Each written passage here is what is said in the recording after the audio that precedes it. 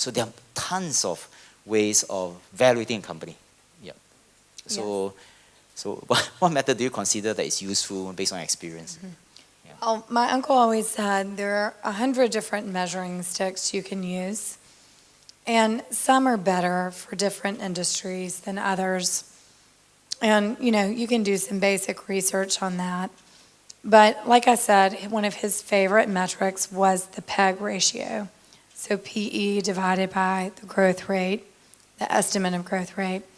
What we do is we have these huge spreadsheets, and we have various valuation metrics. It's not sophisticated. It's PE ratios, PEG ratios, price to cash flow, price to book value, EV to EBITDA. And we download this information in about 20,000 companies. And we rank it. And we only look at the companies at the bottom decile. Okay, so the cheapest companies.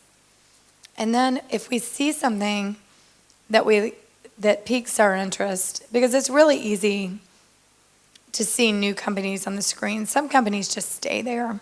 When we see something new and we think, that's interesting, I want to go do some research on it, we ultimately, in the end, generally use a discounted cash flow model.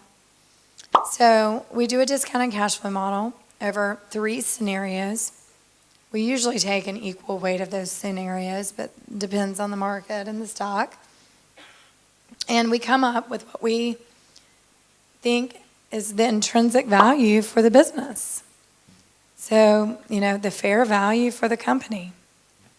And we don't buy a stock unless we can calculate 50% upside to that intrinsic value.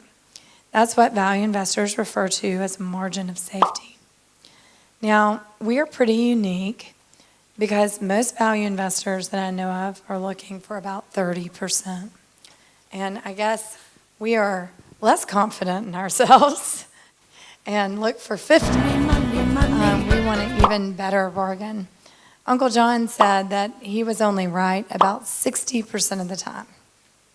And he didn't just say things like that.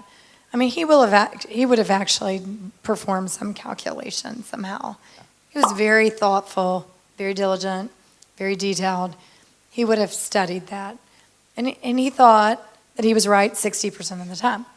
So if you have the world's greatest stock picker, who's right 60% of the time, that you need a margin of safety when it comes to investing.